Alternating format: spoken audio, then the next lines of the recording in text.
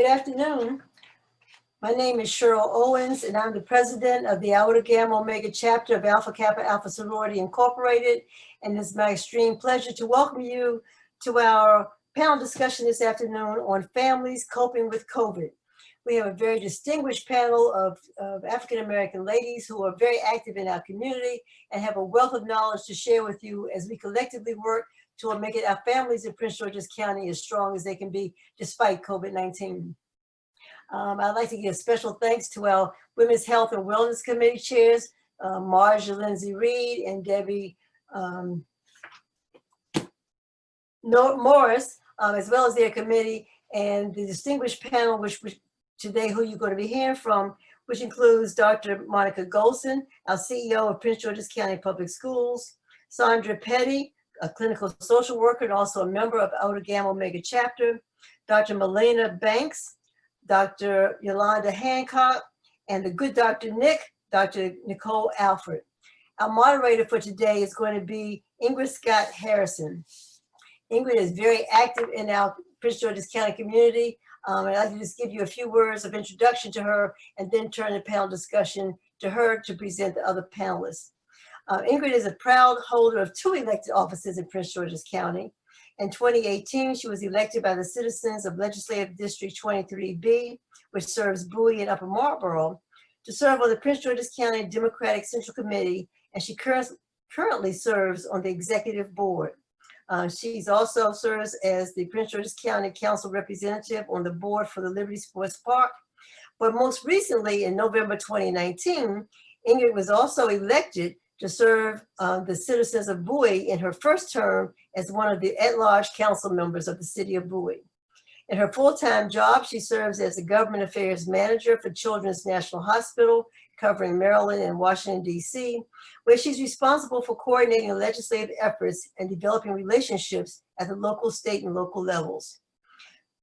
In her community activities as well, Ingrid, like me, served as the 11th president of the Iota Gamma Omega chapter of Alpha Kappa Alpha Sorority, which is the oldest and longest, largest chapter in Prince George's County. And in that role, she also served as the president of the Ivy Community Charities of Prince George's County, the philanthropic arm of our chapter. During her 4 years of service in that position, she was also awarded President of the Year 3 years in a row by the sorority regionally. Ingrid also earned her Bachelor's of Arts degree in Communications from St. Augustine's University in North Carolina and a Master of Arts degree in Management from the University of Phoenix. And she was also, in 2018, the proud recipient of the William Jefferson Jackson Award for her beloved St. Aug for her work in the community. Ingrid is also a graduate of Leadership Prince George's Class 30 and the Washington Business Journal's 2019 business class. But her most rewarding role is that of mother to Alexander, 23, and Christina, 19, because when they're happy, she's happy. Ladies and gentlemen, let me welcome Ingrid Scott Harrison, the moderator for today's program. Ingrid?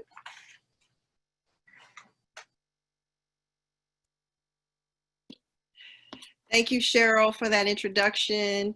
I'm certainly honored to serve as your moderator today and for this very important discussion, which is all about you and your family, and providing you with information on how to cope with COVID-19 and answering the questions you have regarding school safeguards, mental health resources, tips on talking to your children about how to cope through the crisis, and what will normalcy really look like.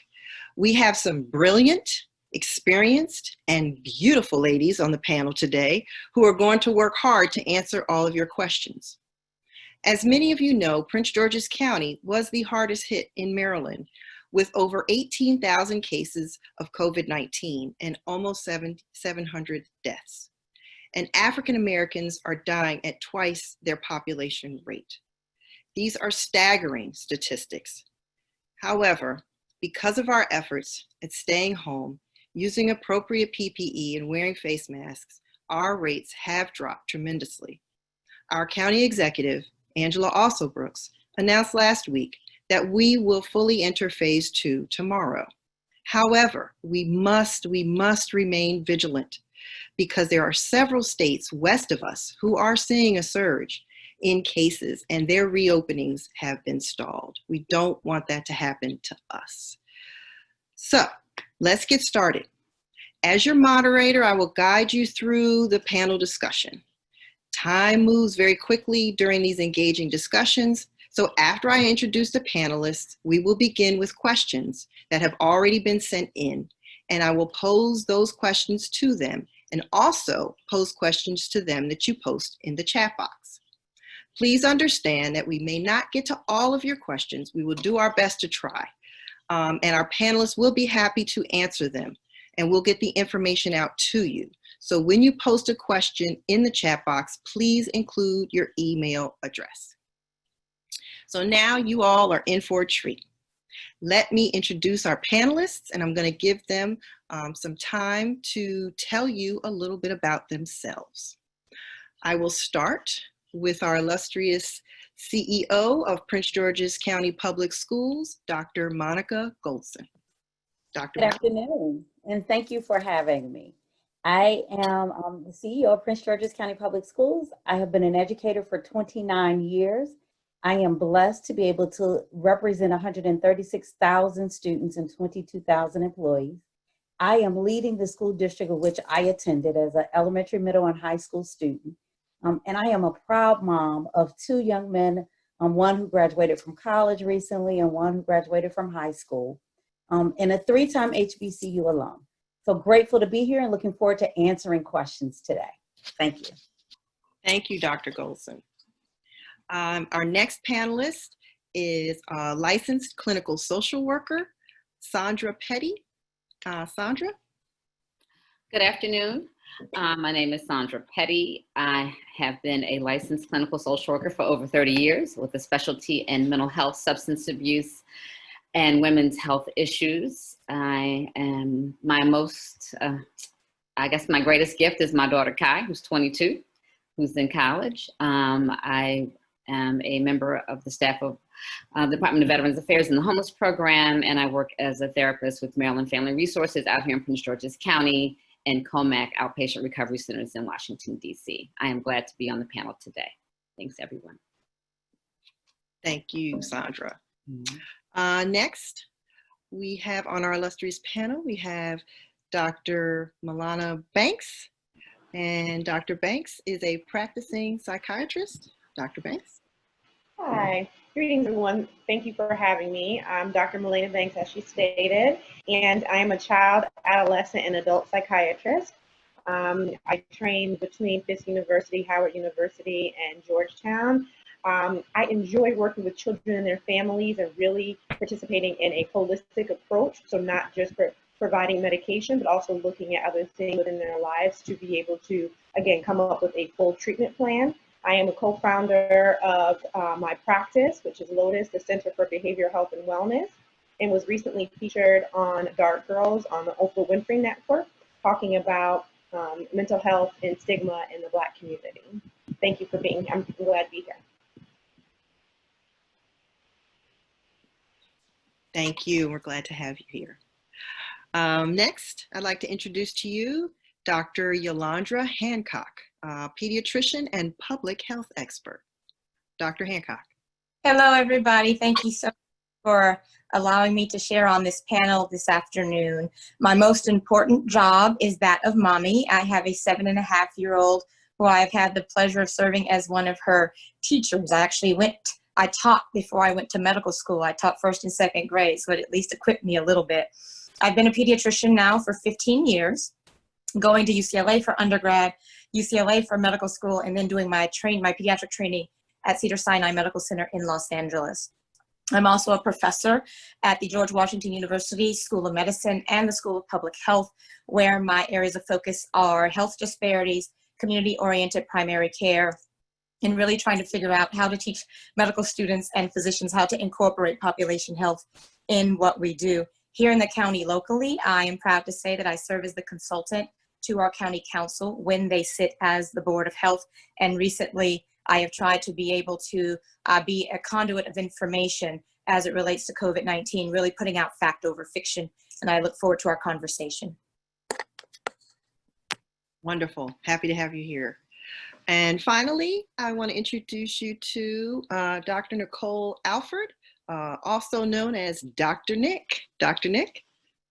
Good afternoon, everyone. Thank you so much for having me. I am super excited about this panel. This is a much needed event, in particular for our community. I am Nicole Alford. I'm a clinical psychologist, clinical operational psychologist. I've been practicing psychology for 23 years in a number of arenas. I am a former CIA officer. My last tour was in the war zones of Iraq and Afghanistan. And at that time, when I left the agency in 2016, I opened up a private practice and really did a lot of individual work, work with young adolescents and millennials, marital and couples work. And so you may also know me a bit from some of my community events, from my NAMI, philanthropy and fundraising, et cetera. So I am super pleased to be here. And again, we're happy to have you all here today. Thank you so much. And as our audience can see, that we have the perfect panel here today to answer your questions. These women are phenomenal, and I certainly look forward to the discussion.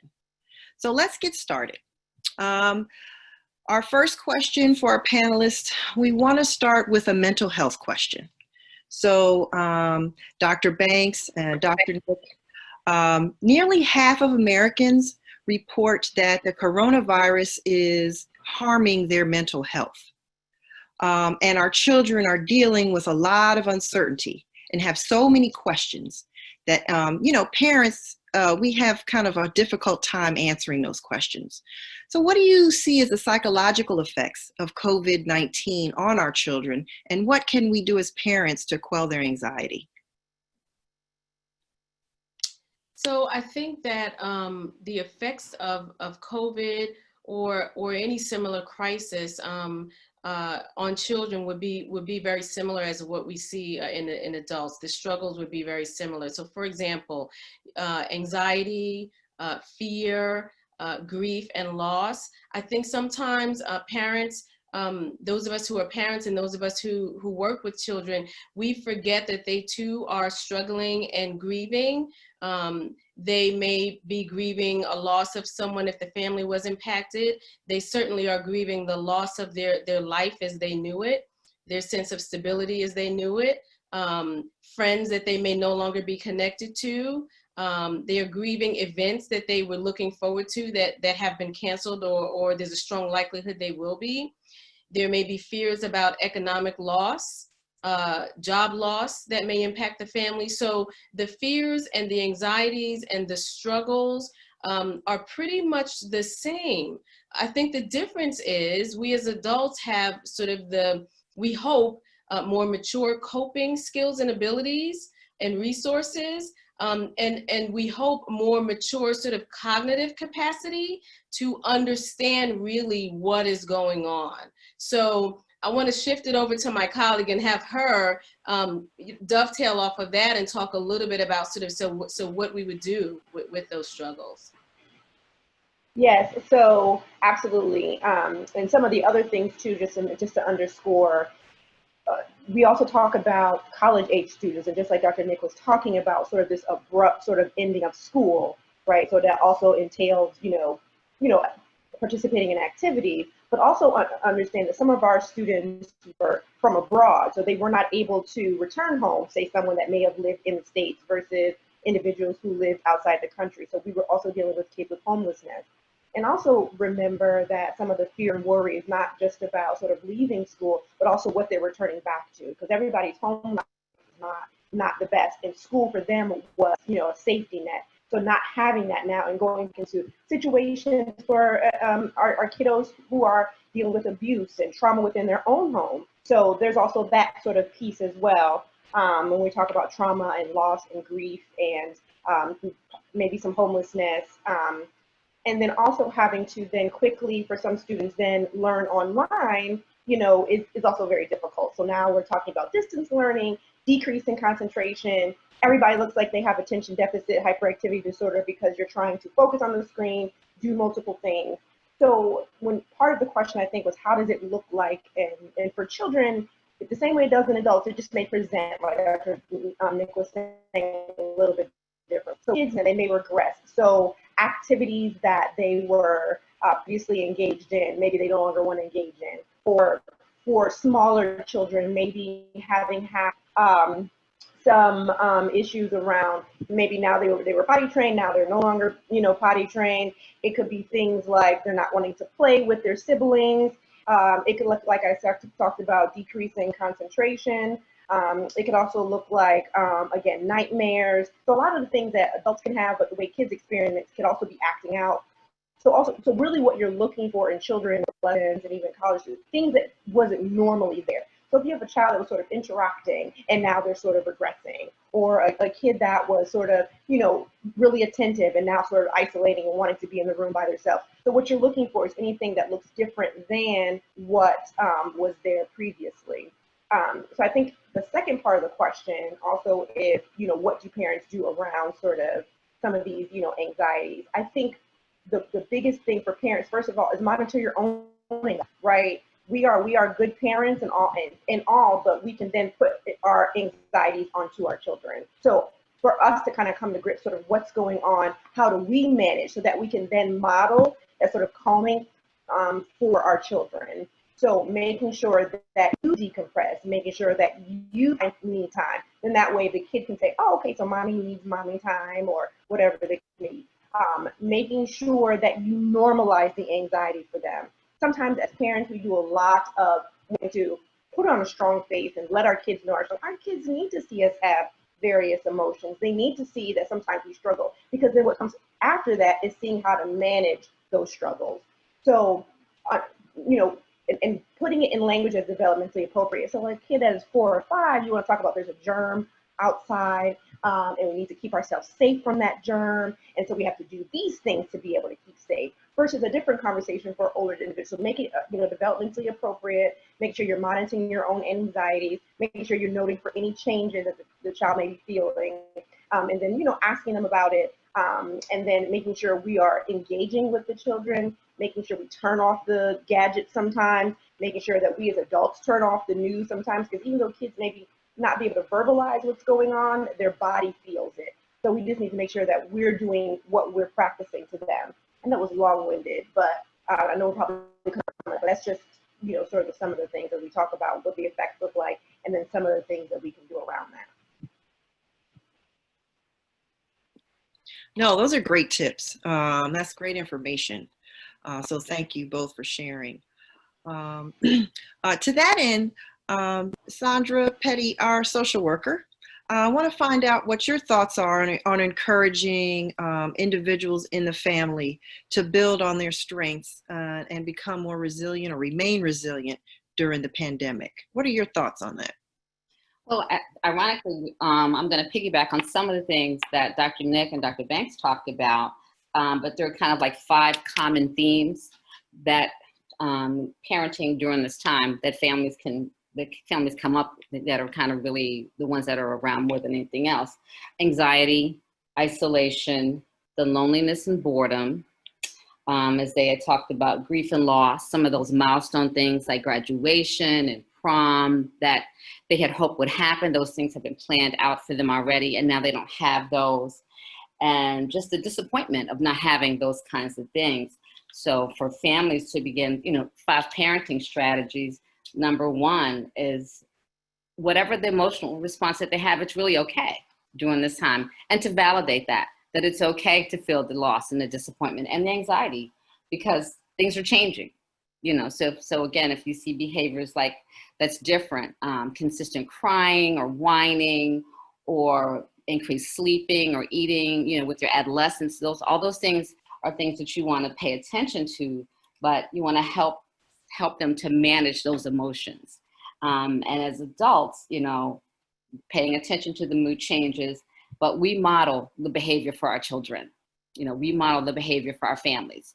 So if you need a minute to say, okay, I just need a minute, guys, to sit still, to calm down, or mommy's tired, or mommy's feeling overwhelmed, you model that so that the children can verbalize that, or the family can, so that they can model you. Because most of the times as the moms, we kind of guide our families and lead our families. And also to let them know it's okay not to be okay right now, because we don't know when this is going to end, and that it's perfectly fine to not be okay. For a lot of folks, routines are good, you know, kind of the getting up, getting dressed, having your meals and whatnot. But if you've got a kid who's been, you know, on Zoom for education 8 hours a day, they may not need a routine. They may just need to kind of just have some downtime and some free time. Clarifying expectations for folks, you know, for everybody, you know, they may not like what the expectations are, but that's what they are. So you just want to kind of adapt, manage, and maintain, and that's it.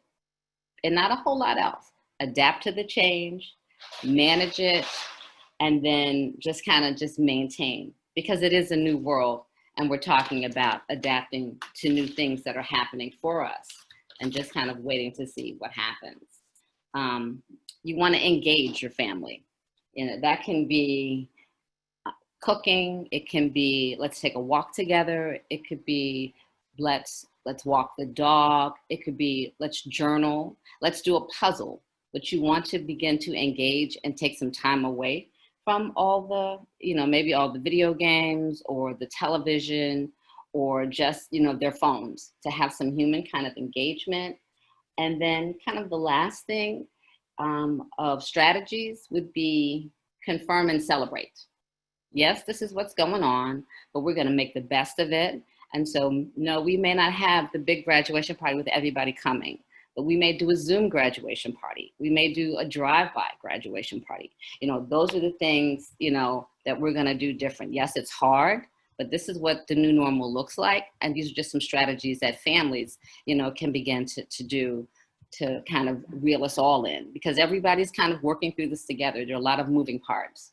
So, you know, it's okay to not be okay. Again, our kids and our families, you know, we are the models, having that balance, engage, confirm, and celebrate. So those are just a few strategies for families. Those are great strategies, and especially for our children, our teenagers. But I also want to ask you, someone posed in the chat room, it kind of segues into this topic about how can we assist, what are your thoughts on assisting the elderly who are really struggling from being separated from their family? I saw that. And so what I would say is that if you have elderly people who are in the nursing home and you can't get to them, call them more often. Have the nurse FaceTime them so they can see you, because even though they don't have the human touch, just the ability to be able to see their families, write a letter, play a video. You know, it's kind of old school, but maybe they're old songs, but call a lot more often. And if I know some of the nursing homes are able to drive by, do signs and whatnot to just say hello, but those are the kind of things to get them through, because this too, it's not going to be forever, and just kind of reinforce that.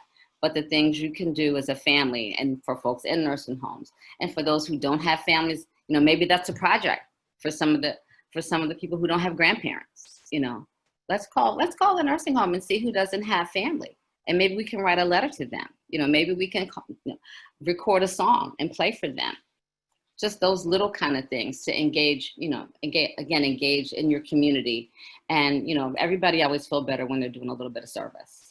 So that's what I would say to some of the elderly, to kind of just reach out to them a little bit more, so they don't feel so isolated and alone. Right. And a lot of the nursing homes are doing the drive-bys where you can actually go to the window and see your relative as well. So that's a nice thing that, you know, they're doing now. So, but thank you very much. Great information, and very good advice.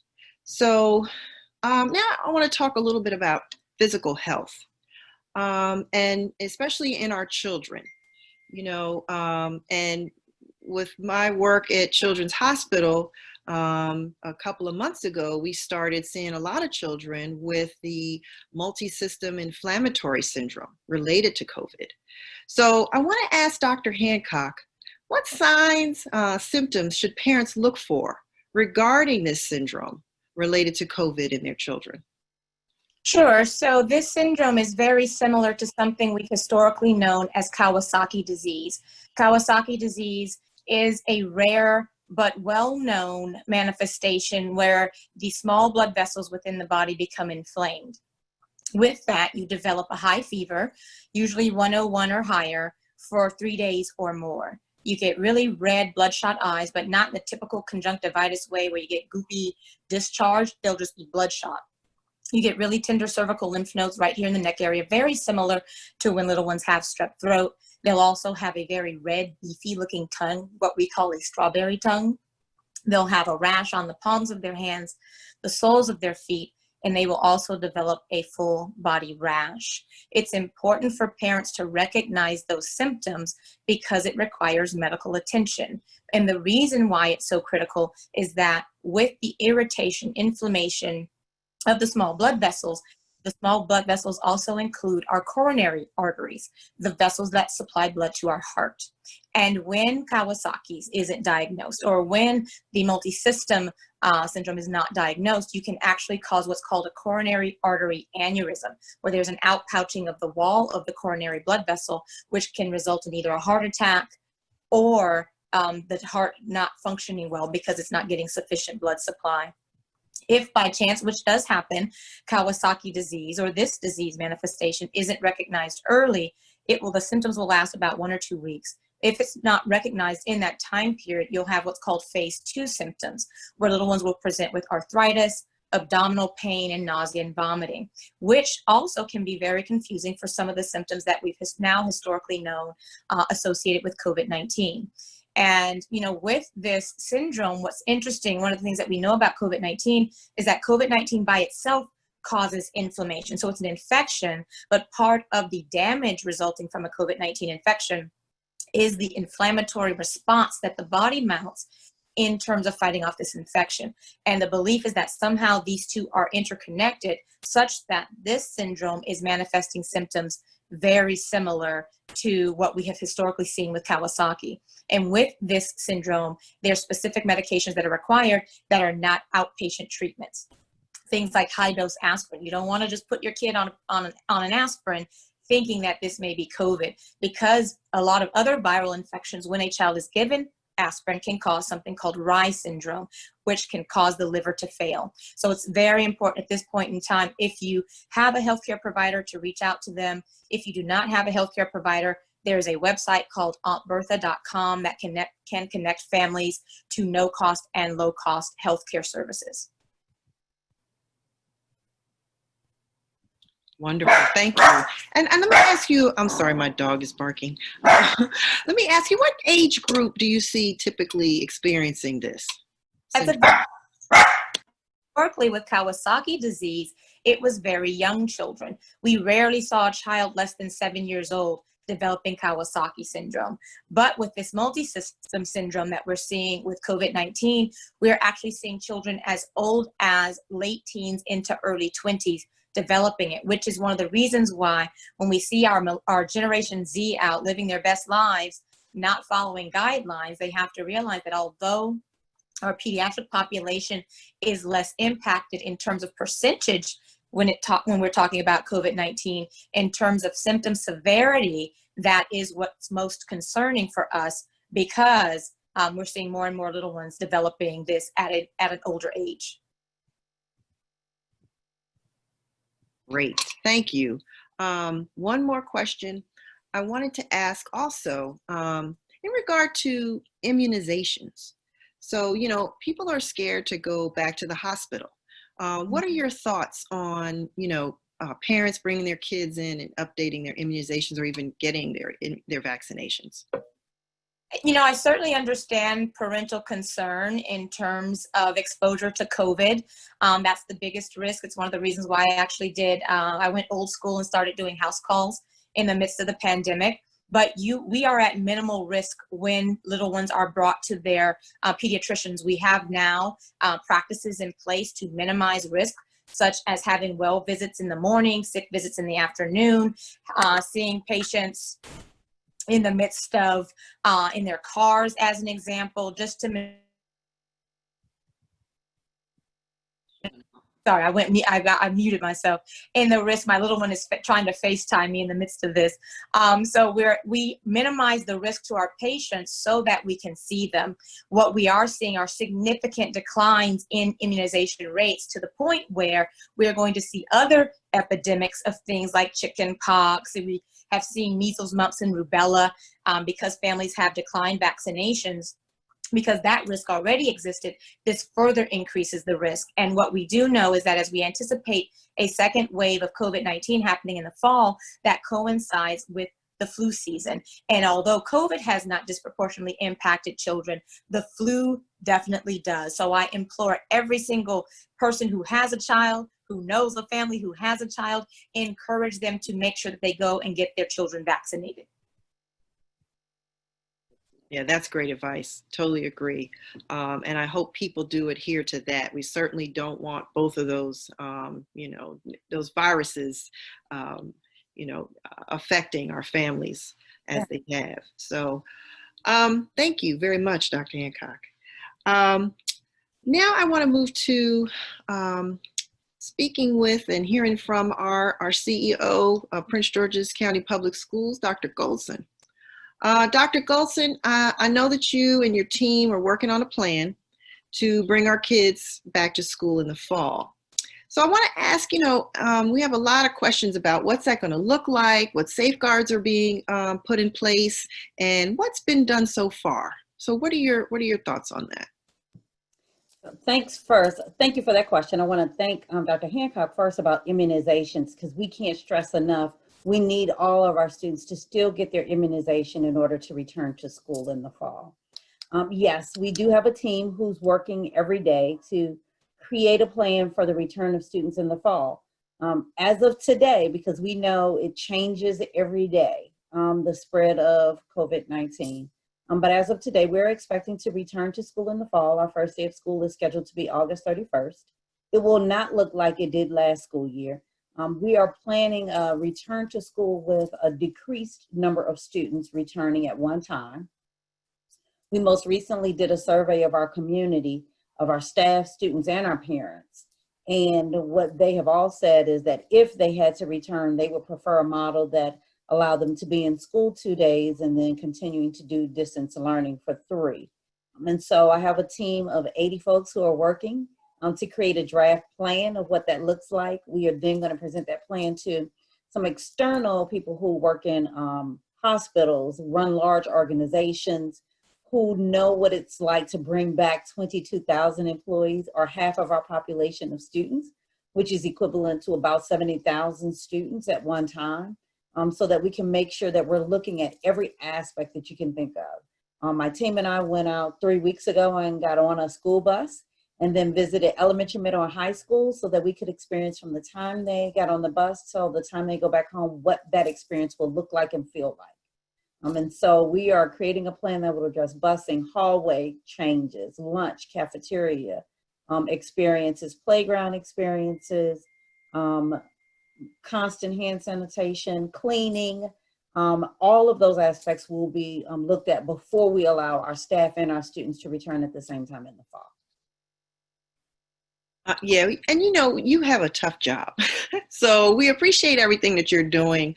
And certainly with the team and coming up with a plan and certainly letting our parents know what's going on will definitely help us understand, how we move forward in the fall and in talking with our children. I wanted to ask you a question from the chat box about, you talked about how we'll move forward, but what's your greatest takeaway? Let's see, kind of just had it there.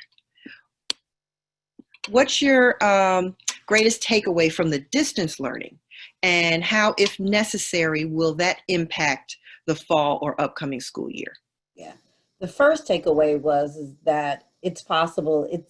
It's possible to be done.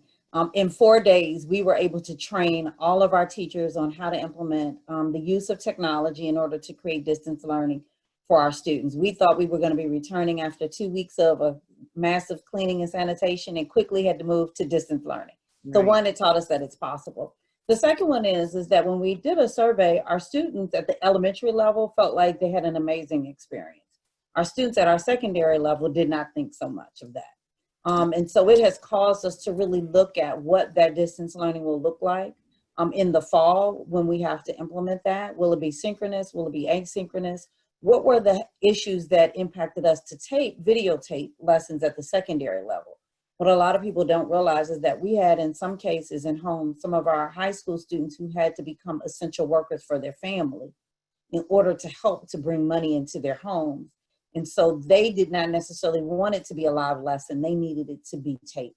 So we have to look at all of those areas, but still make sure that we're meeting the needs of the instructional need of our students.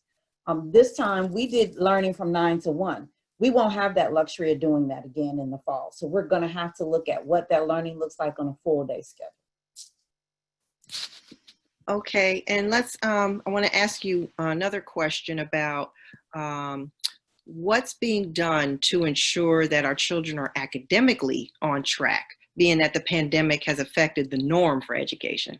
Yeah, so we started before the closure of this school year. I met with our curriculum and instruction team, and they're now looking at what content that our students were expected to learn in fourth quarter, and what content they're expected to learn in first quarter. And we're beginning to create new curriculum documents to make sure that we link and spiral all of that content in first quarter.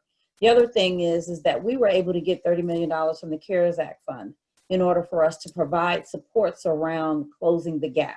And part of that may look like an increased school day by 30 minutes for 6 weeks to help to begin to close that gap from fourth quarter and first quarter. I've looked at some of the preliminary curriculum documents, and what I am grateful for is that some of the content that we teach fourth quarter, we actually then do an expanded version of that first quarter of the upcoming next school year. So there won't be a complete loss.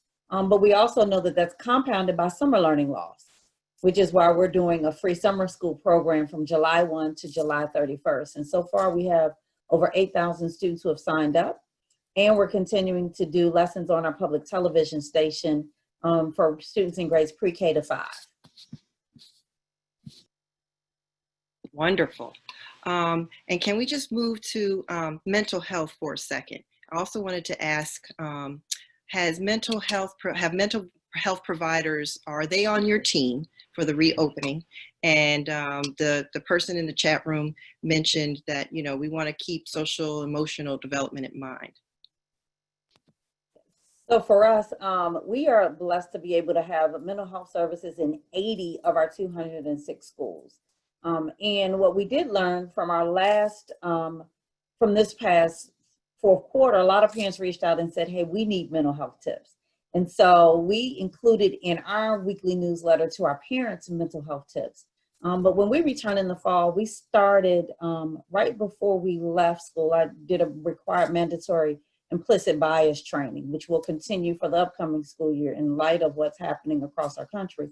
But we also are training our staff on trauma-informed care because we do know that this pandemic has created a situation where we have to begin to have conversations and equip our staff with strategies on how to support students. But at the same time, I want to make sure that my staff is taken care of as well because they've experienced it along with students, as many of our doctors have shared earlier in the conversation. Right, that's so important. And continuing with our mental health discussion, I want to turn to Dr. Banks and Dr. Nick, kind of segueing into how will families manage with this? Their kids going back to school, coping with the new normal, and could you both provide some tips on talking with our children in adapting to this new normal? Yeah, so I think this is an unfortunate time in our nation's history, but this is also a time where we can really take some lessons learned, right, and become better. And this is where resilience kind of comes into play. I think one of the messages to our families and to our children has to be, you have to come at it from a place of honesty and a place of transparency. And so, for example, what that would look like is, I, as a parent, this is hard for me too. I'm afraid sometimes too. I'm anxious sometimes too, right? So I think you have to be open and honest and transparent. But the other thing is you have to do that within a context and give some context, right? So you know, this country has been through some really tough things before, and we've gotten through it. And you know what? We as a family have been through some tough things before, and we've come out okay, and we'll get through this. My third and last point is I think this is an excellent time where we can teach our children flexibility and how to adapt and how to shift. Because I think sometimes that's not a skill that we learn very easily. And I think it makes it really hard in adulthood to be able to do that. So I think this is a time where we speak to our children and we say, you know what? I had to shift and change and do some things different too. You know what? I don't really like this telework grind. And so I kind of can get with you. I kind of can feel you on that you don't like the teleschool grind. But let's think about, you know, what are some positives that can come out of this? And I think Sondra said that. What, you know, how do we focus and kind of shift this and reframe it into more positive things? So I think that that is the optic that you want to approach this from when you speak to your children. So I turn it over to my colleague, Dr. Banks. Yes, and so I agree with all of that. And I think that the other thing to also think about is for parents and also for children is, I know, and I think Ms. Petty brought that up some too, is around some part of trying to have a routine.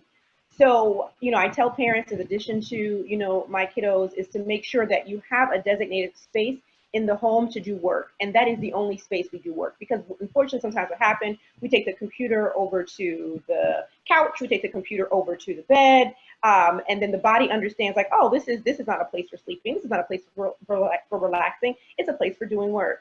So, you know, and even in, I know as much as possible, I know everybody's circumstances are a little bit different, try to designate an area where only in that area you're going to do work. I think it's also important when we're, you know, having kids when they get up in the morning, same thing, with adults, is having them get dressed like they're going to school. So no, work too much in the PJs, so that way the body understands, again, it's lesson time, it's time for learning. And so trying to maintain routines as much as possible within the constraints, because kids do better and we do better when there is some level of a routine in place. Also making sure there's times, again, away from the screen times when we are just engaging, with our children. And what does that engagement look like? Doing things like that Mrs. Petty said, talking about, a new recipe, things like that. But, I also encourage families to, take pieces of paper or a popsicle stick, have everybody write down things that they like to do, put that in a jar, and then allow, people to pick so that everybody gets a say in what activity that they'll do as a family. And that way it's not like we're doing the same thing that one particular person likes to do and maybe not another.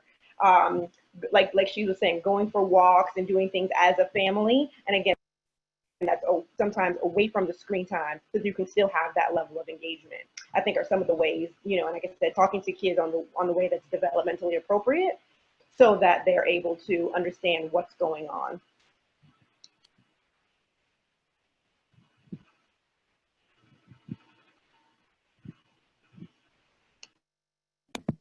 You're still muted. I see. Thank you. Thank you for that great advice, ladies. I want to move to looking into our chat room and asking a couple of questions there. So my first question is for Dr. Hancock. From a public health perspective, do you feel Maryland is moving too fast to reopen? I think that's an excellent question. When we started having conversations about reopening, there were specific metrics that we looked at: the number of hospitalizations, the number of ICU admissions, what we classify as the positivity rate, meaning of the total number of tests that are done, how many of those tests are positive. When we look at those metrics, and then the last is what is the availability of testing and PPE, because we can't move forward with reopening if we don't have the equipment necessary to make sure that we are able to assess who's at risk and protect our frontline healthcare heroes. And, up until recently, I was fully on board with Governor Hogan in terms of the steps that he took. The challenge was when we look at those metrics, we did not meet all 5 of them. We met several of them, but it also depended on the area of Maryland. Maryland is a huge state. There's some parts of Maryland that were heavily impacted by COVID-19, such as Prince George's County and Montgomery County. There are other counties that were not as heavily impacted. So should those who have not been as heavily impacted have to stick with the same strict requirements as those of us, for example, here in Prince George's County? So the beautiful thing that Governor Hogan did do was allow each county to determine the pace at which it would reopen. And I have to give County Executive also Brooks credit, because she and her team with Dr. Ernest Carter, with Dr. George Askew, with Mr. Ronnie Gill running the Emergency Operations Center, they paid attention to these metrics and they looked at these numbers to determine how quickly we could move forward. The County Council has done an excellent job as well. And so have we collectively moved too fast? I would say within the state of Maryland, not necessarily. Our cases have not spiked in the same way that we see in California, Florida, Texas, Georgia. And I trust and know that at least here in Prince George's County, I can't speak for Maryland, but I can strongly speak for Prince George's County, that our health officer, everyone in Health and Human Services is paying very close attention to our numbers, so that if we have to backpedal a little bit and make sure that people are protected, we're in a position to do it. So is our foot on the accelerator? No. Are we in sort of first gear, getting ready to go into second gear? Yes, but in a very metered, data-driven way. Okay, thank you very much. And to that end, I want to ask you about masks. So someone asked in the chat room, and I'll take this to Dr. Goldson as well, but I want to ask you first, what are your thoughts on small children wearing masks in the classroom? And, what are expectations as far as age, because you hear that 2-year-olds don't have to wear masks, or maybe there's a certain age range that does. And so can you clarify that for us, and how will that look? And then I'll come back to Dr. Goldson, and how will that look going into the school year? Sure. So there are really 2 reasons that drive wearing a mask or not wearing one. One is that when we wear a mask, anything other than an N95, the mask isn't worn to protect you from COVID. It's worn to protect you from passing COVID on to other individuals. There have been recent studies, the most recent coming out of France, demonstrating that very small children do not pass COVID as readily as older children and grown-ups. 2, from a developmental standpoint, the likelihood of a 2- or 3-year-old keeping a mask on long enough for it to prove useful, it's a futile effort, right? And so you have to think about, as I mentioned earlier, I used to be an elementary school teacher out in Los Angeles.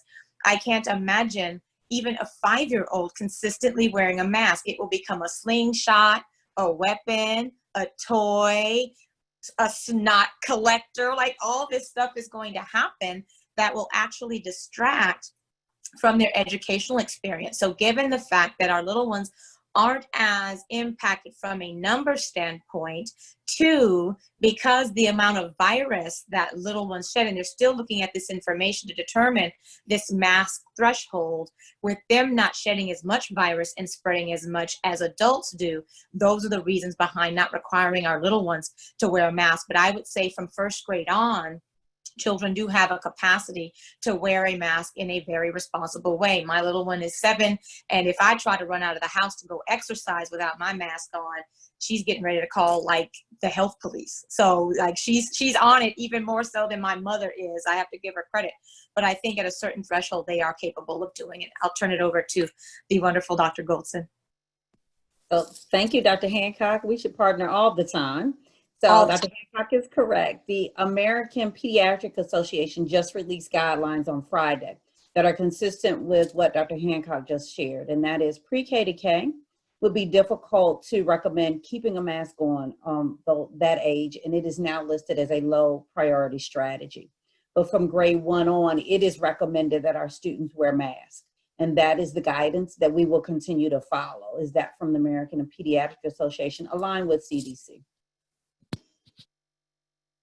Great. Thank you for that information. I want to go back to Dr. Hancock.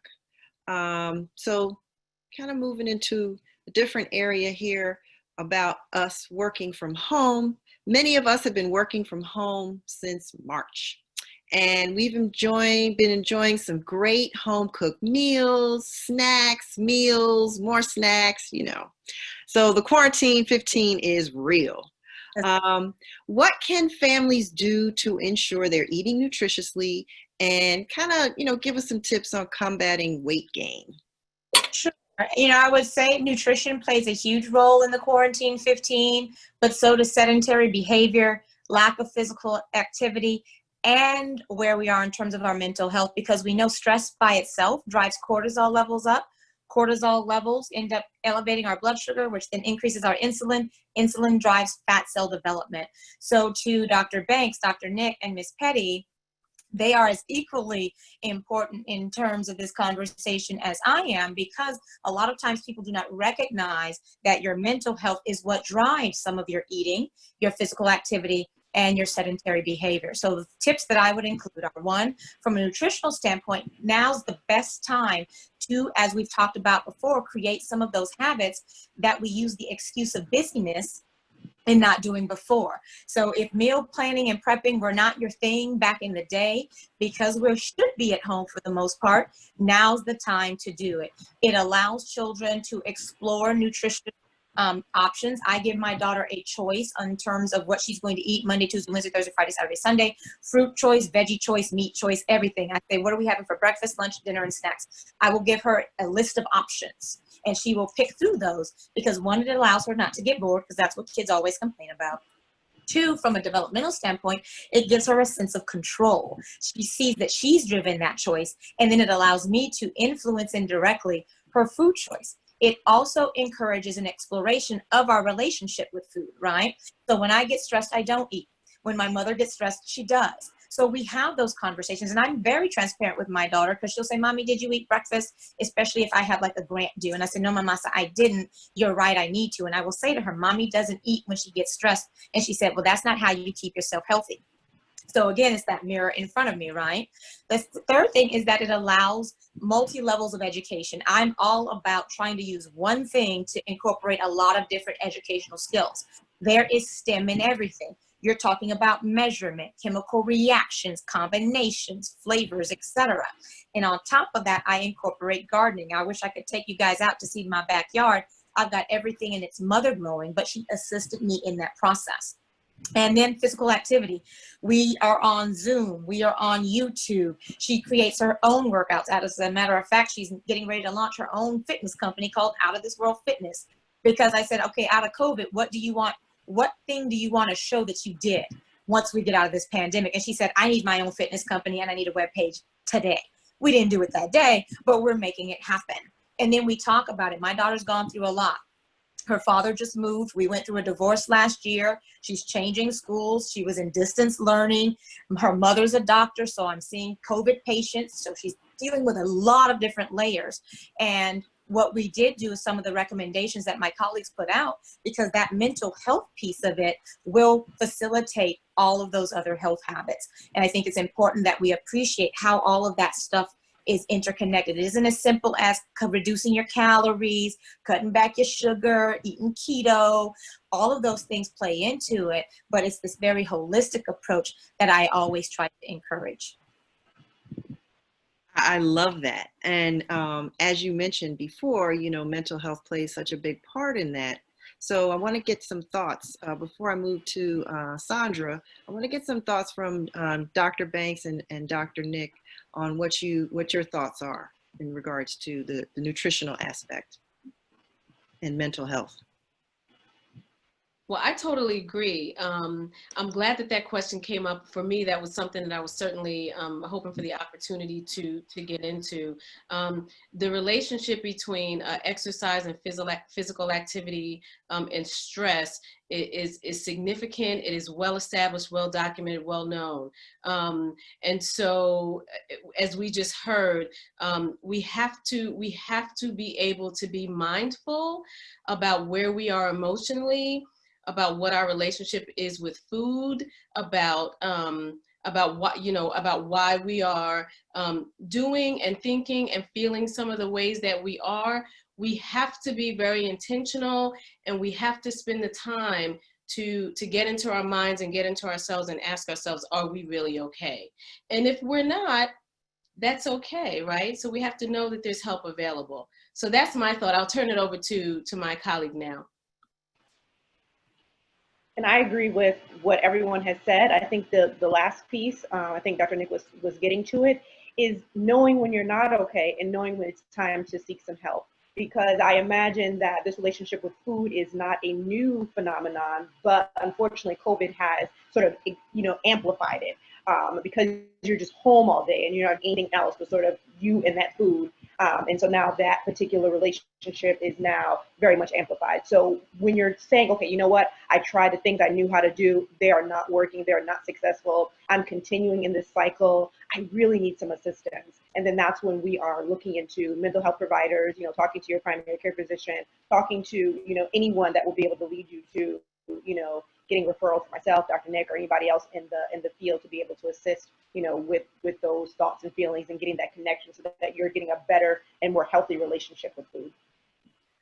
And the other thing I'll add is this: sleep is exceedingly important, not only to weight loss initiatives that we're trying to do, but to our mental health and our physical health, our medical health writ large, right? Sleep is so incredibly important. Many people, when you ask them, they may not be able to verbalize or to articulate that they're not okay, that there's something on their mind. They may not even be very conscious of that. What they will tell you is that I haven't been sleeping. And gee, I just don't know why. So for me, that is one of the first things that I'm always going to ask someone that I'm treating clinically. Tell me about your sleep. Tell me about the quantity of sleep. And more importantly than that, tell me about the quality of it. Are you up and down? Are you up and down 50 times a night?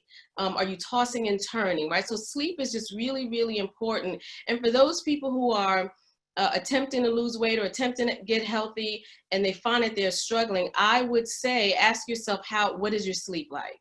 How are you sleeping? Right. And I think that's a great, that's good advice, because our schedules are different, so we definitely, I think adhering to a schedule is certainly important. Maybe kind of maintaining what we did when we were actually getting up, getting dressed, going to work. Would that be something that would help us sleep better? Because I have that same issue where, now I can sleep a little later and get up to go to the computer at 8:30. I don't have to get up and go, drive to work. So, yeah.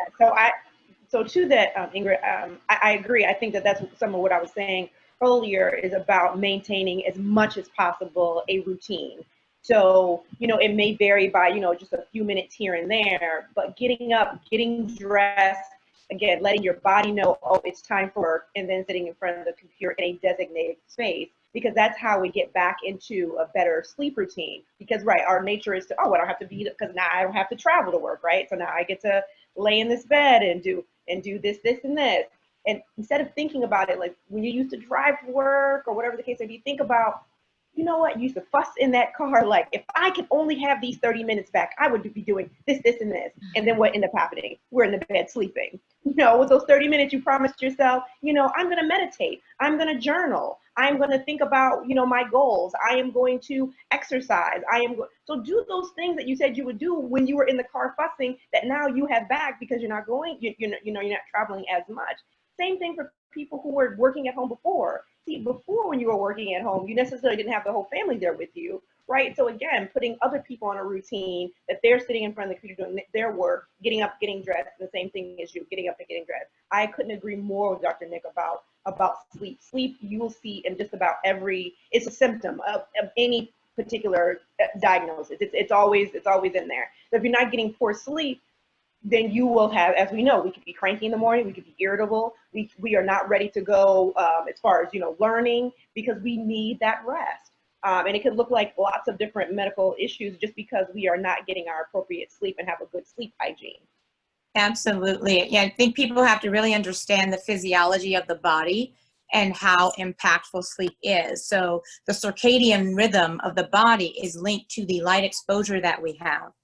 And unless we're sleeping with black curtains and blocking out our cell phones and all of those things, our sleep is impacted by having your cell phone next to you, not being able to disconnect from social media. Your body will actually change hormonally based on your difficulty in falling asleep, staying asleep, getting REM sleep. That is the time for restoration and replenishment. And as an obesity specialist, to Dr. Nick's point, it's the first question that I also ask about, because when you do not sleep, your cortisol goes up. There are appetite suppressing hormones that change in terms of their ratio, ghrelin and leptin. Ghrelin is what drives you to eat. Leptin is what tells you not to eat.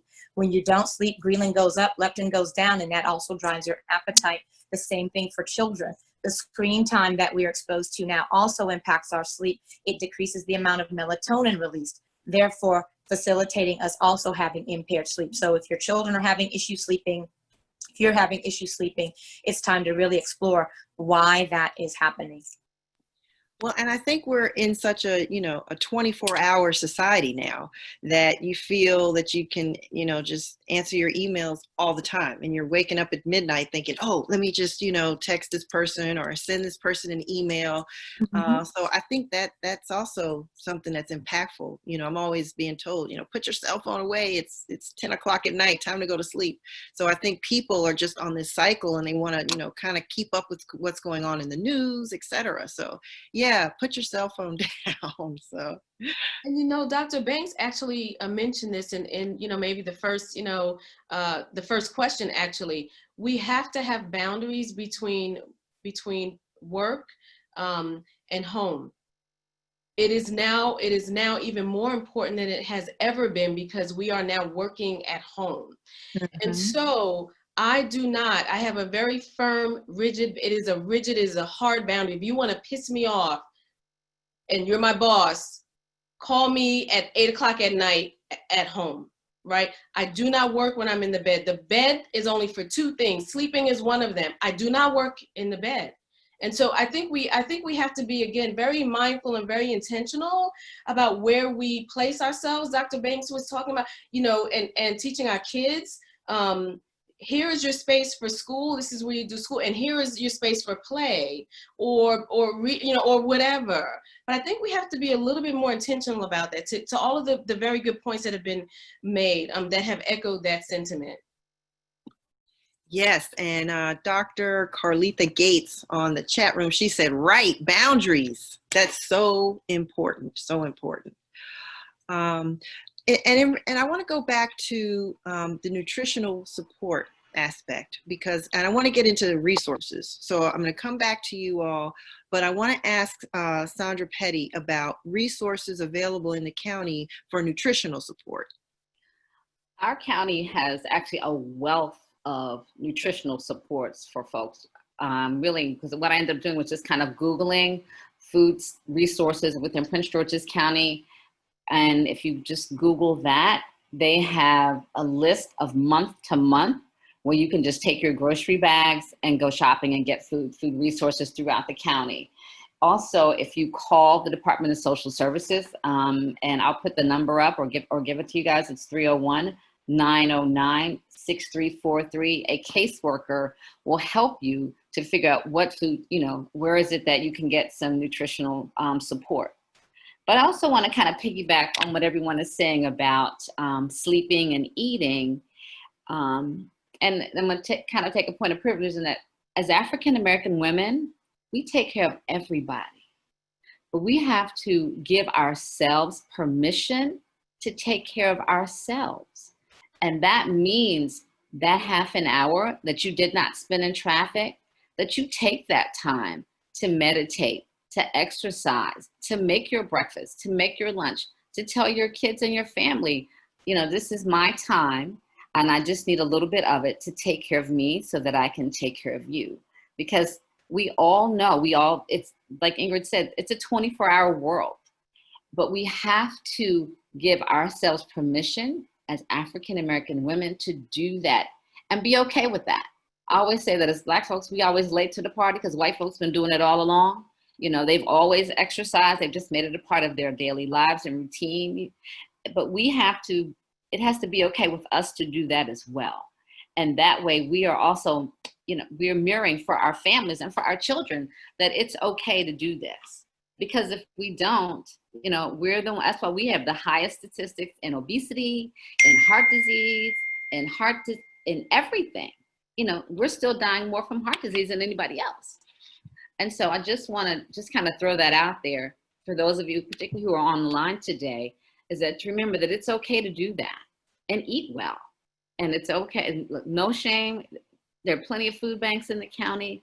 Just go online, look them up. I'm looking at right here. They're from 4 to 6, bring your own bags and go grocery shopping. They've got distribution centers throughout the county. And Sondra, you know, give us some tips on how do we address that with our kids, you know, because it does seem, I know it's not, but it seems kind of selfish when you want to do something for yourself, because I mean, and you're always around your family now. So your kids aren't really getting out of the house. Maybe your spouse is, you know, always home with you as well. So you're constantly thinking about work and taking care of your family and doing things for them. So how do you engage in that conversation so as not to appear that, you know, you're being selfish for taking care of yourself? And I know it's, you know, you got to be healthy to take care of your family. But a lot of times you're on overdrive as a mom. Yeah, I think if you have if you have a partner or you live with your parents or grandparents, you can say to them, listen, I need some help. Because, you know, we don't like to ask nobody for help, you know, because we're super person. You know, we got a cape, we can do it all. It's a myth. So you really do have to say, listen, you know, this is mommy's half hour.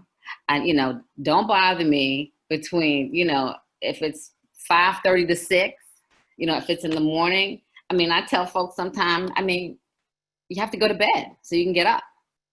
And it really is about taking the time. But I think we have to begin to make it the new normal, just like all of this is the new normal. Because, you know, again, routine, and just when you have a routine in place, it does feel like you have some control. And with your families, they have control over that. You know, so, you know, this is my time from here to here. Don't call me. You know, I'm not answering my cell phone. I'm not going to answer emails. You know, this is my half hour. This is my 45 minutes. Or just start small. You know, 10 minutes a day, then 5, 15, and then you just kind of have to go a little bit by little bit. You'll find that you feel better physically. I mean, yeah, you know, the big secret in the Black community is that Black women eat to depression. You know, oh, well, I don't feel good. Let me get a cookie. Let me get ice cream. If they're not drinking, then it's going to be something to eat usually. And so we just have to begin to make those changes. You know, have the kids cut up the carrots and celery in some ranch dressing. Just those kind of little things. You know, I tell my patients, I mean, you know, when you're eating and sleeping, your mood is better. And it is. You know, when she's eating, sleeping, you know, getting water, just the basic physical stuff, you're feeling better. And so it's summertime, the food banks are out, they've got a lot of fresh fruits and vegetables. Like I said, our county has bountiful resources. All you have to do is kind of go online and look them up. Nobody cares, and just take advantage of them. Thank you. And would you mind posting the nutritional support phone number in the chat box, please? Yes, I will. Let me do it right now. And let me go back. I wanted to ask another question that's in the chat room, Dr. Nick, about free mental health support groups in the county. Are there some of those in the county for people that just can't afford, you know, to pay someone to talk to? So I know that, so first of all, I think many practitioners will either, in particular, since we're in the middle of you know, a double pandemic, if you will either see people for a sliding scale fee or pro bono, right? Many of us just do that. We'll take some percentage of our entire caseload and it will be pro bono. So you may be able to find a private practitioner that would do that, in particular if you don't have any health insurance or the ability to pay out of pocket. I think secondly, the National Alliance on Mental Illness has a link, a drop down off of their website where they can link you based upon your state they can link you to different avenues where you can find low cost or no cost mental health services. And that organization itself also does provide groups for people that are dealing with any number of issues. Many of the groups are for family members. So you don't have to be the person who his or herself is struggling or dealing with some type of an emotional issue. You could be the parent of someone who's mentally ill, or you can be, you know, the spouse of someone who is mentally ill, or you could just be a family member in need. And so they have a number of groups on their website. That URL is NAMI, NAMI.org is their URL. Great. And as a mental health professional, would you share with people in regards to a sign? What do I look for that indicates that a family member is suffering from a mental health issue?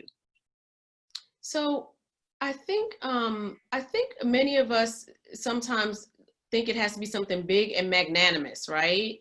Like the person just all of a sudden, you know, has these wild mood swings or is speaking gibberish.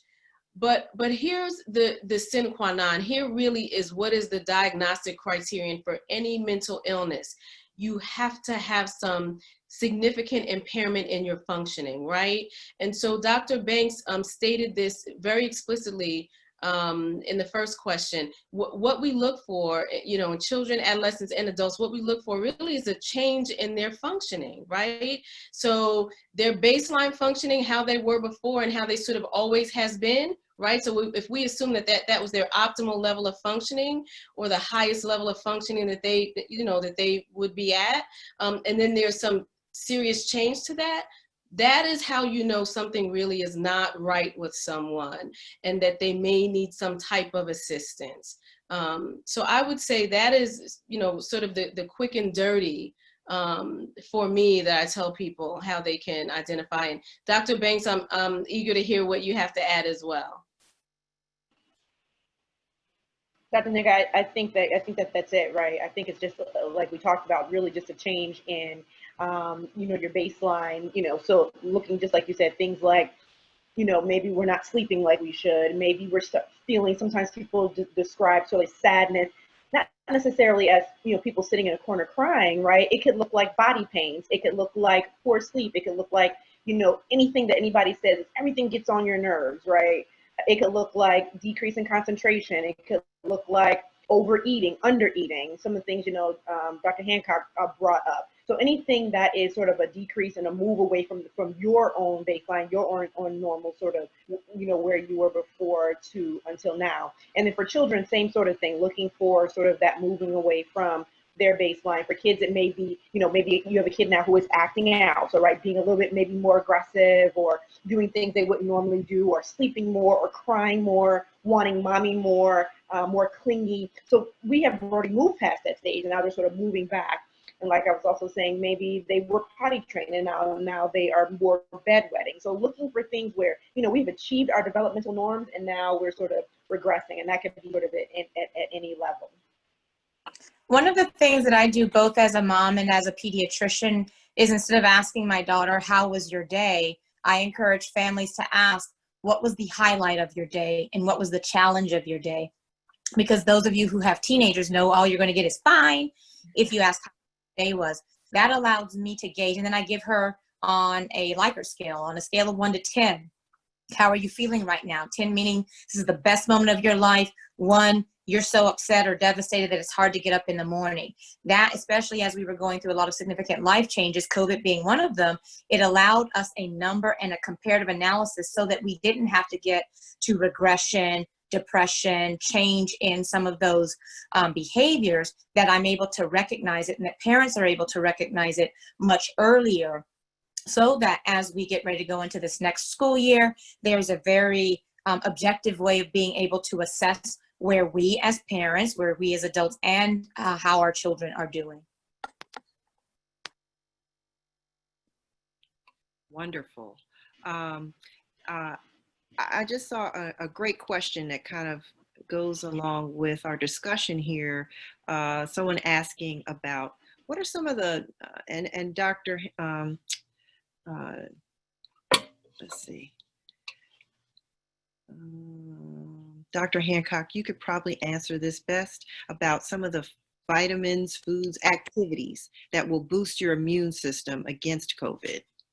Sure, some of it we've talked about before in terms of nutrition. You want to make sure that you're eating a very well-balanced diet. There are several key factors that you really want to focus on. Sugar is one of them. The WHO recommends no more than 25 milligrams of sugar, which is the equivalent of 6 teaspoons for women. And older children, no more than 50 milligrams or 12 teaspoons for men of added sugar. Sugar can impair your immune system by itself. It can also facilitate increase in cortisol release. You want to make sure that you're eating foods that are rich in specific immune boosting vitamins. Vitamin B6, vitamin D. A lot of African Americans are vitamin D deficient. For any parents, grandparents, aunties, uncles, I would highly recommend that any child in your life has a vitamin D level drawn and that you have your vitamin D level drawn. We always think about vitamin D in the context of bone health, but vitamin D has essential function in your immune system and in your heart health.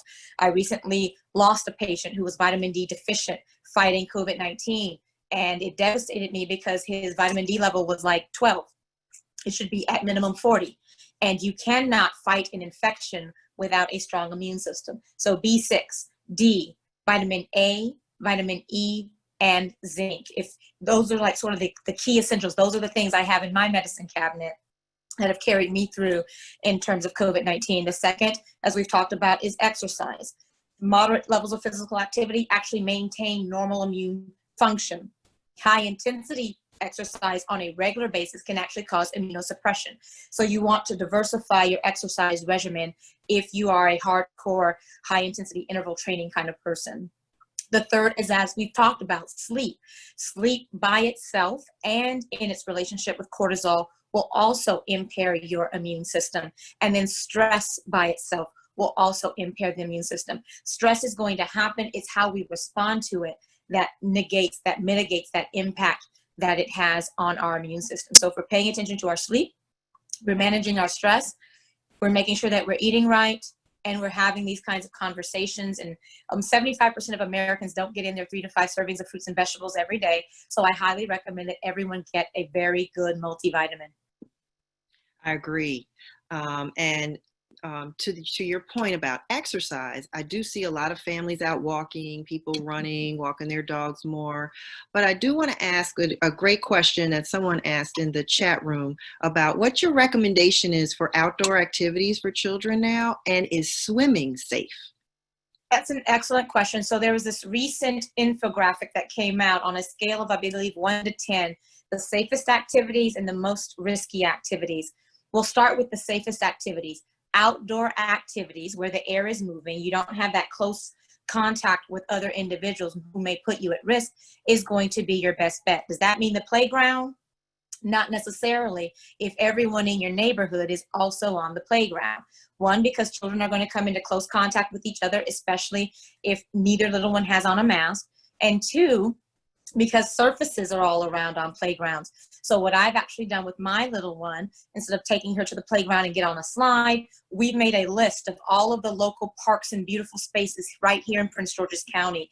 I've used COVID-19 as an opportunity to explore my county and learn the beauty of the county. Going to Mount Airy, going to Jug Bay, all of these awesome places where you have open space for engagement, and it allows my daughter and other little ones to use their imagination. We're doing it old school, where you used to have to bring a ball and a frisbee to engage in physical activity.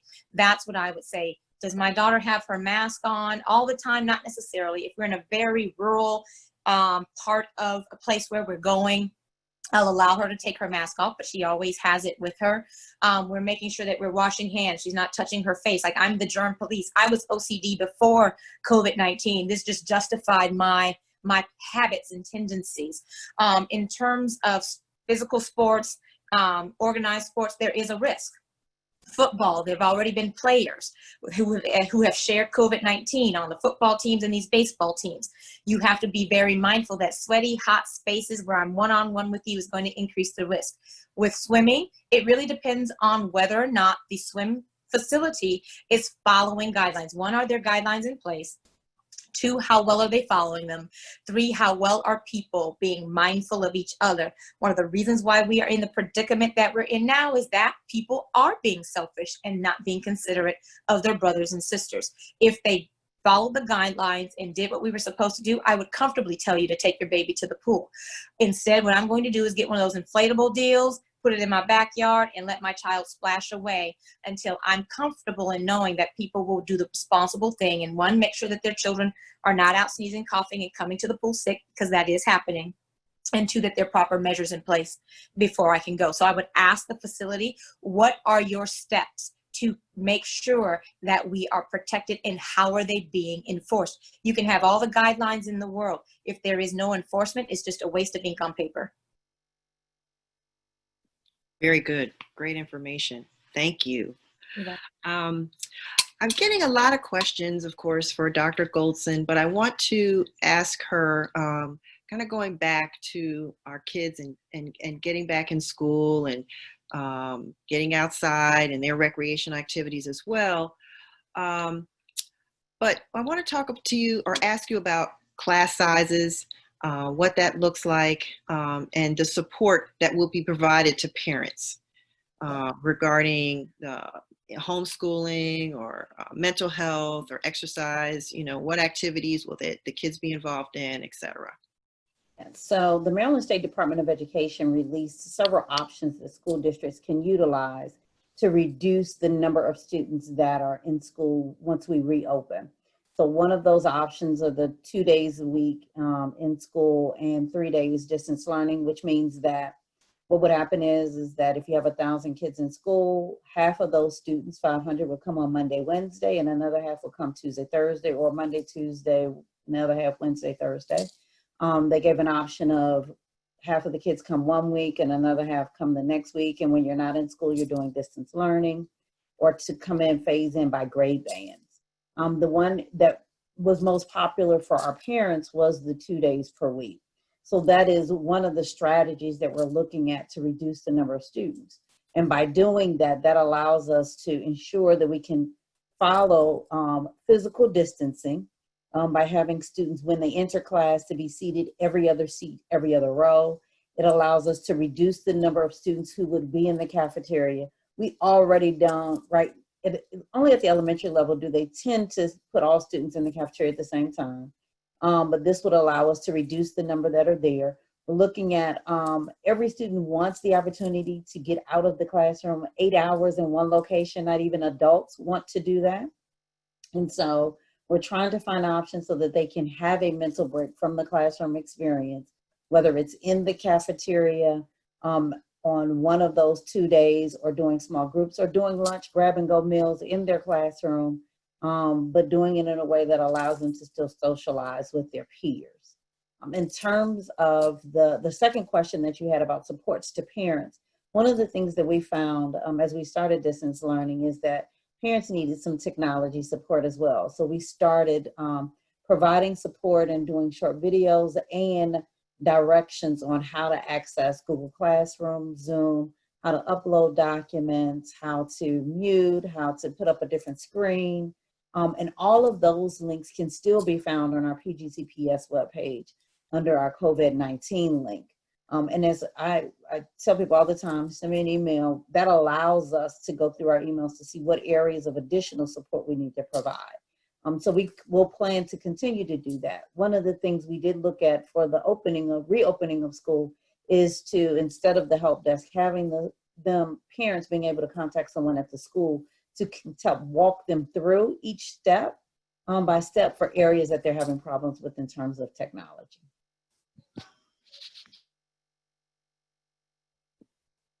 Great. And now what about extracurricular activities and including sports? So Dr. Hancock already mentioned this about football. So I know everyone loves football. I'm a football fanatic, and as much as I would love to see it come back in the fall, I doubt very seriously that we will be able to utilize and see our children participating in that sport. What we are having our athletic director do is look at all of our fall, winter, and spring sports to determine which of those sports have a limited contact.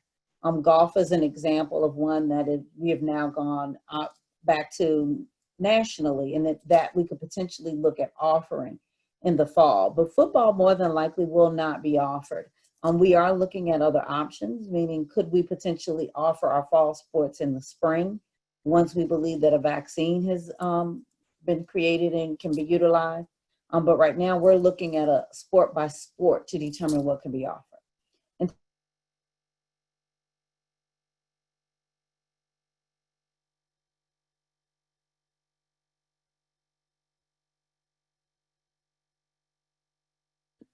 In terms of extracurricular activities, that is one of the decisions that are via online virtual experience. And so we will be open to. Wonderful. We missed some of what you said. You kind of were frozen in time. Can't hear you. That mute will help, wouldn't it? For extracurricular activities, a few of our schools and clubs were able to meet virtually. So we will encourage that as long as there's parent permission, that the child can be on after school hours, and that, you know, they feel free to come in and witness what's happening in that school club experience. But some of it will be able to be done virtually. Great. And to the point, virtually, there, you know, the virtual learning has been a challenge, not only for the children, but for the parents. So there's a question in the chat room about, or a statement that some kids were not able to follow the work provided by their teachers because some parents were not available to keep up with assignments. How will the students catch up?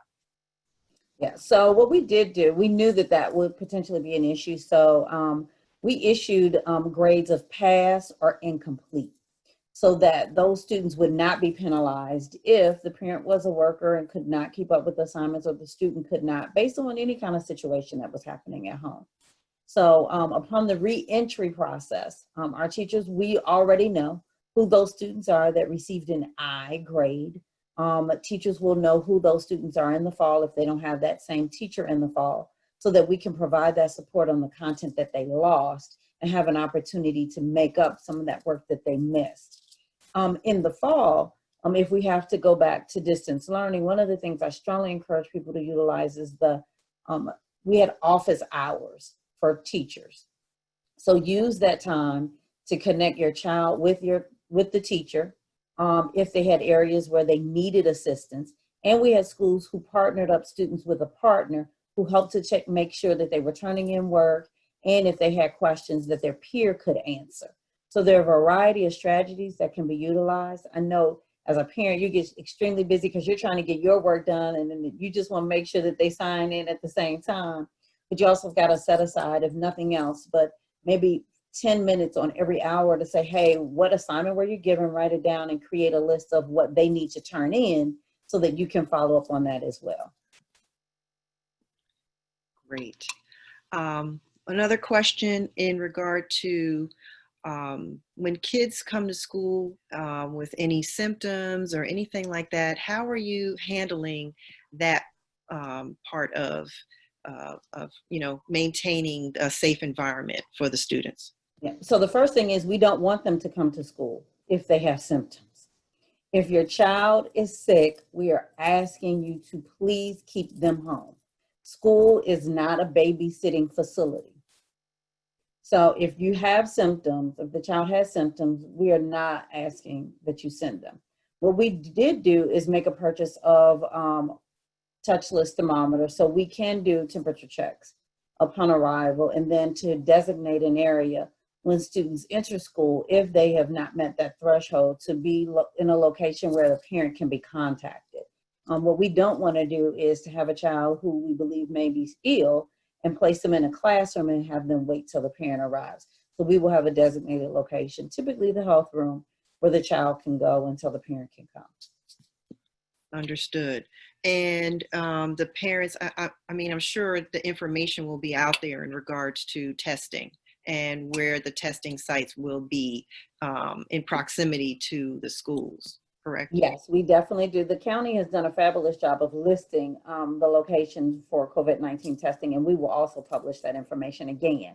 We'll release our plan the first week of August, and we'll make sure that we provide additional places where children can be tested, or adults can be tested as well. Perfect. Thank you. I want to ask Dr. Hancock in regards to testing. For anyone who has been tested positive for the virus and is now negative, how can they ensure they do not get exposed during perhaps a second wave? I think that's an excellent question. The first question to be answered with it is how much immunity is conferred with having an infection to begin with. Unfortunately, that's not a question that we can yet answer. We do tests for antibodies to determine whether or not antibodies, which is your body's response to COVID, is present.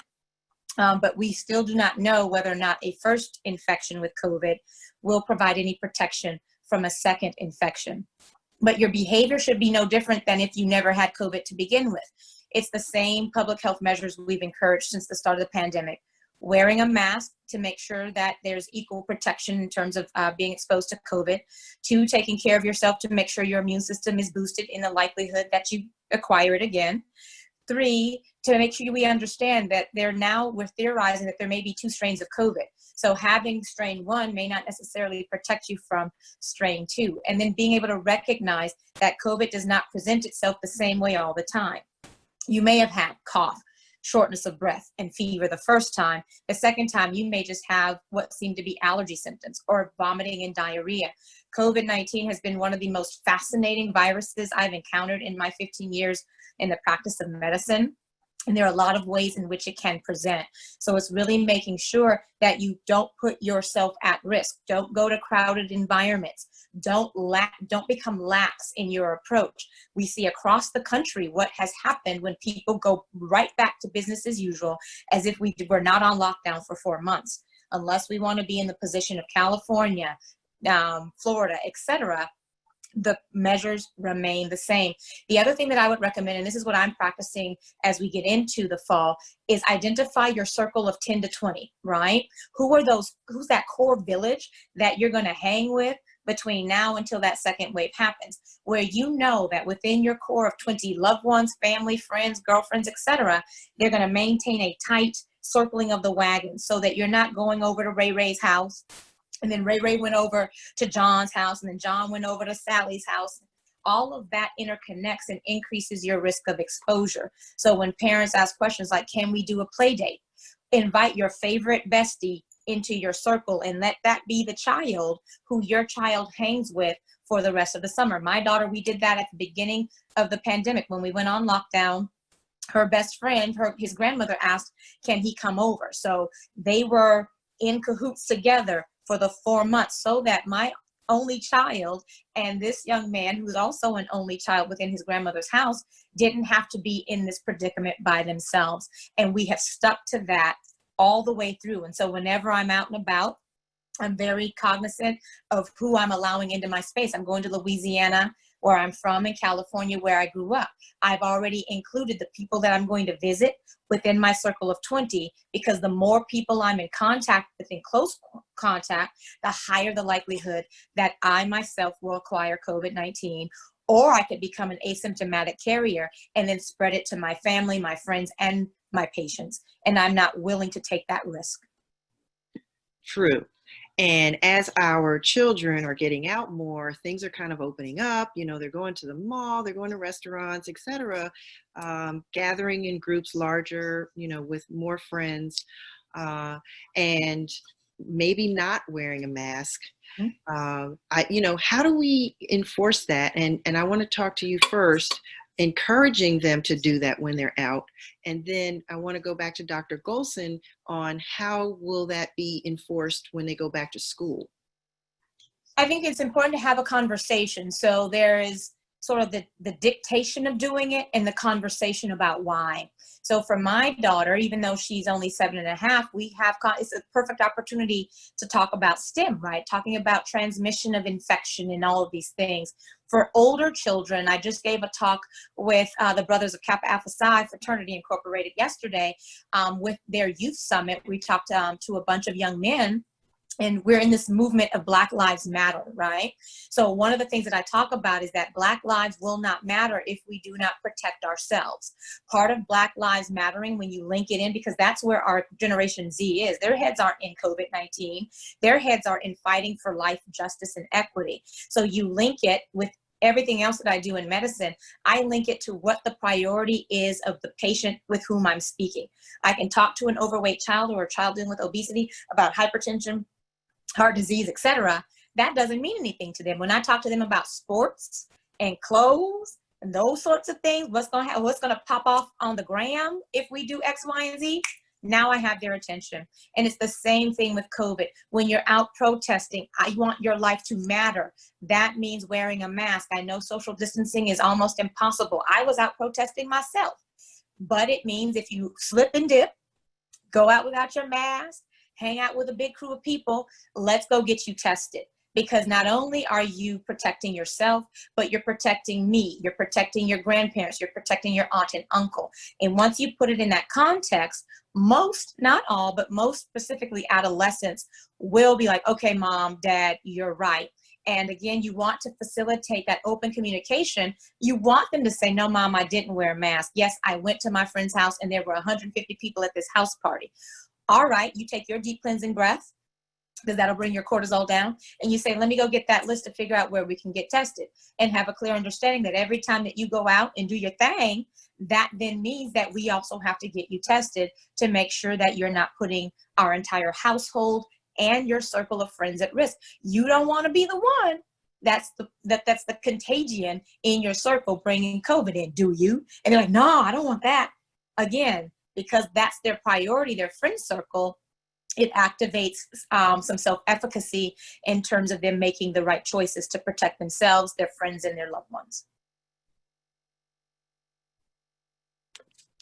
Wonderful. Dr. Goldson, can you address the question about masks and how that will be enforced if a student refuses to wear one? If the student refuses to wear a mask, their parent will be contacted and they'll have to stay at home. It's just that simple. They cannot infect everyone else. And it's just as Dr. Hancock shared, to not wear it means that you could be potentially putting others at risk. So to not comply with that rule means that the opportunity for a free educational experience is not afforded to you until you get a vaccine and we all are safe again. Right. And another parent asked about, will there be more nurses or more than one nurse at each school? There definitely will not be more than one nurse. We're blessed just to have one nurse. Right. Nurses they are wanted across the nation. And honest and truly, even our nurses, school nurses, were asked to help and assist during COVID-19 on the front line. So we will only have that one. Right. Okay. Thank you. Thank you very much. I want to turn to a difficult topic that has been going on during this pandemic as well, in regards to the rate of domestic violence and how that has increased within families in our county. The physical abuse calls have increased, and it's certainly a very frightening and sad statistic.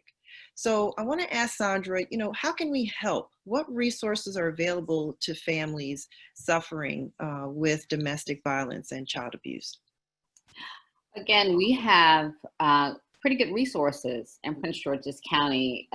There's like a 20-page document when you look up just Prince George's County domestic violence resources, and it names everything from individual counseling, pro bono work, the shelters, and what have you. So I would encourage folks to take a look at that. What has happened, the protective orders have gone up during COVID. Our county executive had talked about how they have increased, which means people are afraid. And so when you're afraid, you go to the courthouse and you request a protective order. And there are a couple of places where that can be done. One is in Hyattsville and the other one is in Upper Marlboro. And so what we encourage families to do if they are in a situation, because we all know it's not about blaming the victim, because it's hard to leave a situation when you've been abused. And most folks, it takes them multiple times to leave, and hopefully they'll have the opportunity to leave, because not everybody is able to leave. you know, our county is an example of what that's happened. We've had women who have died at the hands of their abuser.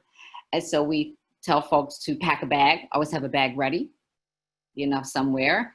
That can be at a loved one who they feel safe and comfortable with, and have a code for a family member if something's happening, so that family member can know what's going on and can help them. And they will dial the 911. Arrests are still being made. And the domestic abuse hotline number is 1-800, and I can put it on you know, in the chat, 1-800-799-7233. And the Prince George's Domestic Violence Center, which I think is the Family Crisis Center. Their number is 301-780-8008. But the orders are up. And so that's one thing we don't have. I don't have the stats yet. They didn't have them posted. But those are the things that you can do if you know someone who's in that situation, because it's like addiction and mental health. It's an equal opportunity thing that goes on with folks. People are afraid, they don't want to talk about it, you know, the shame or what have you. And people don't leave for a lot of different reasons. You know, again, you don't want to blame the victim, but let them know the safety precautions that they can do. Have a bag packed if you need to go, have a code word with your family. And, you know, that also would include having your bank accounts and all that kind of information if you need it, so that they can go. Great advice. And I want to ask Dr. Banks and Dr. Nick to kind of chime in on this as well in regards to mental health with the, you know, domestic abuse and your thoughts on that. So really what has happened is that you have a very stressful situation for someone who is not an abuser, right? For someone who does not have that issue, who has coping skills and resources and good anger management practices, right? And good impulse control. But imagine being in this type of a severe stress and stressful situation, and you don't have that, right? So that's from the abuser perspective. From the person who is being abused, imagine being locked in and sheltered in a place with that abuser, right? And the government, the law, the guidance is that you can't leave your house. And so, recipe for disaster. And so what I want to say is this, and Sondra said it, but I guess I just want to say it a little bit more explicitly. We should know, and we should certainly be able to provide the resource, let folks know the courts are open. Mm-hmm. Domestic violence court, those courts, they don't ever close. They don't shut down, and they did not shut down. When everything else was closed, those courts remained open, and they were taking cases, and they were issuing temporary protective orders or extending protective orders that were already in place. So that is something that I think many people were not very clear on. In fact, I heard someone say it, and I said, no, the courts remained open. So we should know that and have that information on the ready for anyone who may need it. So, so Dr. Banks, I'll turn it over to you now. Yes, Dr. Nick, and I think, Mrs. Petty, I think, really answered it. I think the biggest thing, and just to underscore what Mrs. Petty said, just around, having sort of code language with family, I think that's important. You can't, again, blame the victim. You cannot sort of say, well, why don't you leave? And these sorts of things. Make yourself available so that when they're ready, you are there with open arms to accept. And so it may take multiple attempts or whatever the case may be. And at every attempt, you be there and, no shaming, no judgment. And just always, again, presenting them with resources like if you ever need it, it's here and I'm here. And sometimes, also finding strength in others, especially if you're on the side of, being abused, wanting the best for, maybe your child. And so maybe you can't do it for self. Sometimes we put energy into, well, what do I want for my child? And looking at it through that lens sometimes is helpful. But again, it is a harder subject to talk about, especially when we're talking about adults, because there's not as much in the way of protection in a sense of like we have for children and for elderly, right? There's a number we could call, somebody will come in, quickly move, but for adults, that sort of, interesting space where people have the, choice, right, to sort of be in a situation. So for people supporting those individuals, it's just a matter of, I'm here for you, whatever you need, I'm here for you. So they hear that language over and over, so that when they are ready to make that move, somebody is there waiting and ready to receive them. And I did see someone did post the numbers on the hotline. So making sure they have all the numbers available. Maybe even what you do is help them sort of under a different name, put it in their phone. It might be they come up with a name that they want and put it in there. So that way, again, it's ready to go when they're ready to call. Wonderful. You all have really given some great strategies, tips, advice, information on everything in regards to coping with COVID, and just wonderful resources, and especially pertinent to Prince George's County. So our time is kind of winding down, but I wanted to give you each an opportunity just to kind of speak briefly on any additional coping mechanisms that you want to share, or any advice that you want to share, or just some, final thoughts. So I'd like to start with Dr. Nick, if you could share your thoughts.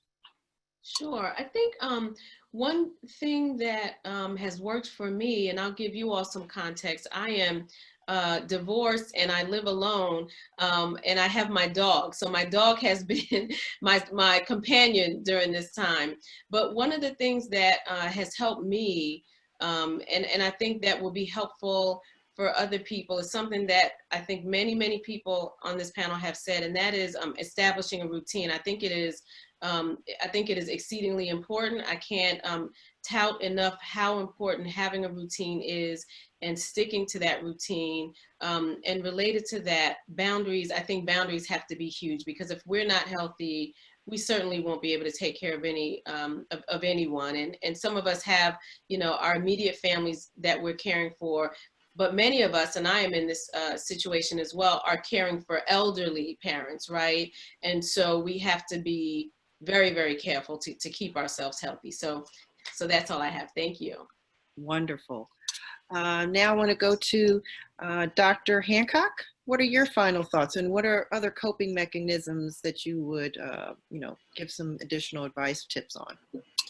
I think what's important is, particularly as we move forward and through the pandemic, is recognizing relationship with self and relationship with others. By that I mean, as you've gone through this pandemic, in terms of your relationship with yourself, you mentioned it, Ms. Harrison, in terms of self-care, right? I always say self-care ain't selfish.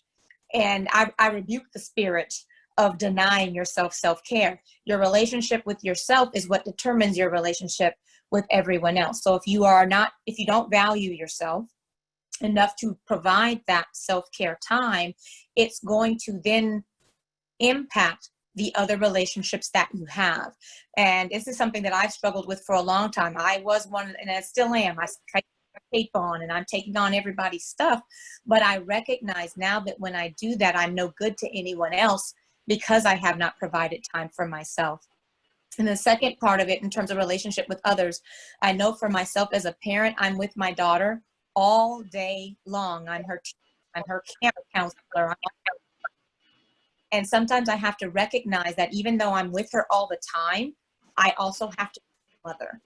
And sometimes I forget that. And so there are times now where I dedicate to just fun. I'm not teaching her about her taste buds because she said that the berry was bitter. Like I'm off duty, and I allow myself to just be her mommy. And it's the same thing with my mother. My mother, my daughter, and I all live in the same house. Sometimes I get so caught up in being a caregiver and the boss that I forget to just be a daughter. And that's the same for all of our relationships. I think that when we get ready to move through COVID, really spending some time in reflection, which is what I try to do often with every relationship that I have. What relationships have built me up and supported me, and which relationships have facilitated my cortisol release? And as I go through this, who do I need to release? What energy do I need to just let go of, so that I can be my healthiest self, not be distracted from all of that nonsense that then takes me away from prioritizing myself. That's the advice that I'm implementing as I talk through it. and that I would recommend for, especially for Black women, as Ms. Petty mentioned before, that is our nature since the time that we were brought over onto this country. That has been the demand of us to take care of everyone else and not to prioritize ourselves. We have to do that in order to facilitate healthy relationships in every other capacity. I love that. And I love what's affecting your cortisol release. Yes. All right. Thank you. I want to turn to Dr. Goldson. What are your final thoughts? So the first thing is that I have 206 amazing leaders who are an extension of me, and those are the leaders who lead all of our schools. And they are working just as hard as I am to make sure that the reopening is safe for all children. They want it to be successful because they miss kids, and I'm sure parents want them to return. Be patient with us. Just know that this is the new normal. How we started last year, it will not be like that this school year. As Dr. Nick said, continue with routines. Our students appreciate the opportunity to have a routine, but also talk and listen to them. Because when they've had enough of it and they need a break and they need to deviate from it, it is okay. And to our parents who also now turned into teachers, I can't say thank you enough to you because you served as teachers while you were also doing your own job. And while you're in that routine as well, sometimes I've had parents who reached out and said, I am tired of being the co-teacher. And I share with them, it's okay for you to take a break too. We all are learning through the process, but know that as a parent, as an educator, we're gonna make the right decision for children. So be prepared for the reopening, still get your immunizations, make sure our children have an opportunity to get out, read. They can explore all the places they want to go through reading. And we have a summer program. So if you want to have them in a structured environment for a few hours out the day, they can do so from July 1 through July 31st. And look forward to seeing everyone at the reopening of school, even if it's virtually. And everyone can get more information on the pgcps.org website. And you Correct. also send out weekly newsletters, correct? Correct, we do. During the summer, we do slow down the pace because we notice that viewership is low during the summer, but we'll start it again in August. Perfect. All right, let's move to some final thoughts from Sondra Petty. You're on mute, Sondra. Okay. I'm going to borrow 5 ways to set boundaries from a social worker out of Chicago. Her name is Kamisha Jones. And what she says, and this is so true for us, is that for Black people, our unchecked feelings can so often lead to anxiety, depression, as well as physical symptoms. Because sometimes, we have, oh my God, I got this headache. How did this happen? Racing thoughts, shaking, trembling, sleep issues. Those are some of the physical things that happen when we're really stressed, and just unchecked feelings, and we just can't put a name on them. And what she says to do, 5 ways to set boundaries: disengage, set boundaries for the news, maybe limit it to, checking it a couple times a day and that's it, no more than an hour. Distract, pay attention to your body. What is your body feeling? Are you having physical symptoms? Are you having those headaches? Are you having a tense or tightness in your legs and arms? Do something then. Get up, move around, walk outside, self-soothe. Do something that gives you a little bit of joy. Listen to music, exercise, journal. That's always a good thing to do. And then you can kind of go back and look at, oh, I was feeling like this on this day, and this is what I did to do differently. Get support off screen. Text folks, a regular old phone call. Virtual friends, FaceTime with your buddies. And lastly, kind of follow up with some hope. Set a small goal for each day, or maybe even just read a positive affirmation as we, go through this together. And, as the mental health professionals and what have you, we have to make sure that we really take care of ourselves. And those are just 5 ways to set some boundaries. So thanks everybody for letting me present today. I love that. Those are great tips. And can I add one thing? There's so many great books out there. I've been catching up on my reading during this time. So it's been wonderful just getting those books in too. So that's another outlet that's been great. So thank you. Dr. Banks, will you wrap it up for us, please? Absolutely. And I'll keep it brief because I think that my other co-panelists have said it beautifully about, things that we can do during this time. So definitely, maintaining as much as possible a routine. So getting up, getting dressed in the morning, identifying a space in your house to do work. Same thing for children, identifying a space. Have, work in, school in at a specific time. Take breaks during the day. Maybe you do work for 50 minutes and then take a 10-minute walk, or just to sort of get up from your space, leaving work or school at that particular space. As I talked about earlier, when you have now you're getting back maybe a little bit of travel time. So doing the things that you said you were going to do. I heard Miss, Harrison mention she's catching up on her reading. People are learning a new recipe. So learning a new skill, possibly maybe a new language. Getting our whatever our self-care is in. For me, I love to exercise. Other people, it could be gardening, it could be whatever that self-care you time is, as everybody has already said. Making sure that we're meal prepping as much as possible so that we're getting a good, well-rounded meal in, and most importantly, making sure we're getting our sleep. So going to bed at good sleep hours, getting at least 6 to 8 hours of sleep. For children, they need a little bit more, and making sure we're turning off the screen time at times. We have to balance our need to know with our sanity. That goes for all adults as well as children. So turning things off, especially before we go into bed, turning off your cell phones, that blue screen, so that way you can get your proper amount of rest. I know we'll probably be sharing everybody's information, but I'll make sure my information is out there, because the other thing too is, if you've tried everything and you're still feeling like you need some additional support, there are mental health providers and clinicians and psychiatrists and psychologists out there to be able to assist. I thank you all for allowing me to be on the panel, and thank you to the rest of the panelists.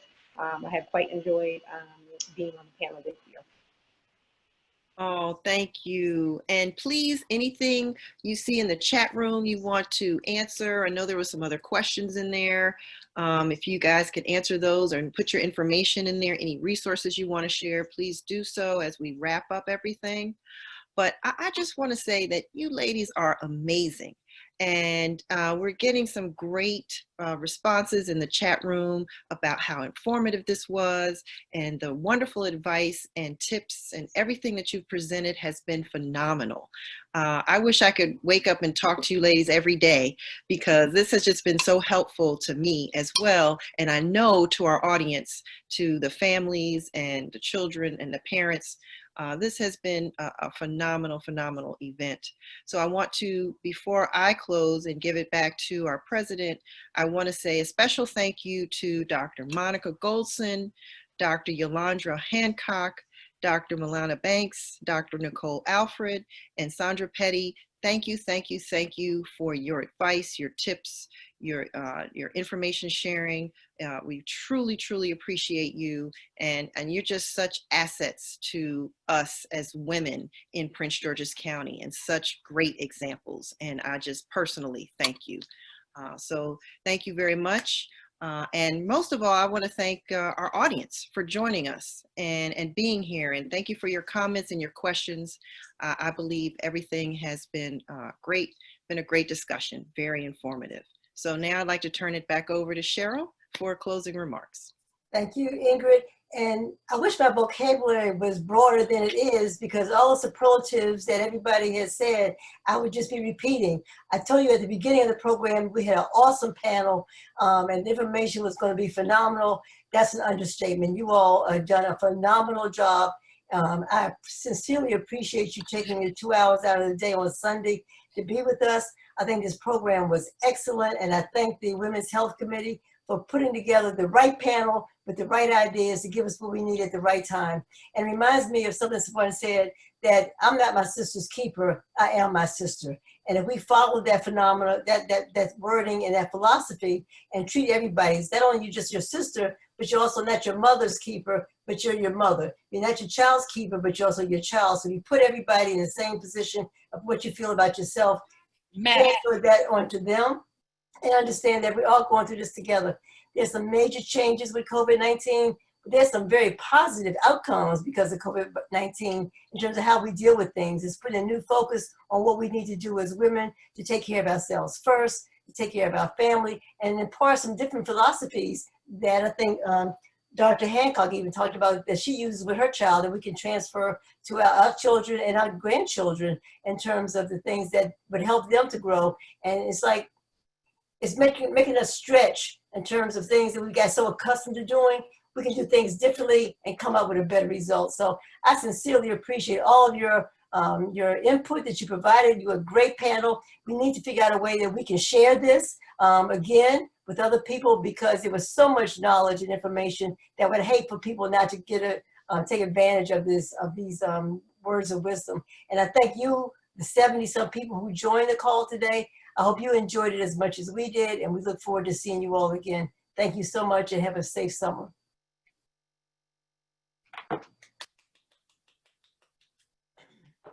Okay, I guess with that, we would say goodbye and see you all soon. Thank you.